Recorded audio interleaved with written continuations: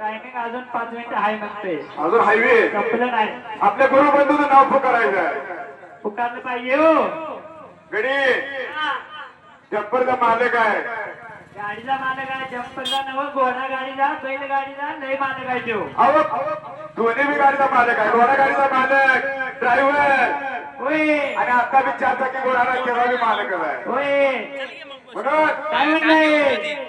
काय म्हणायचं माहितीये का? काय म्हणायचंय? मी बोल करा तुम्ही बाजूला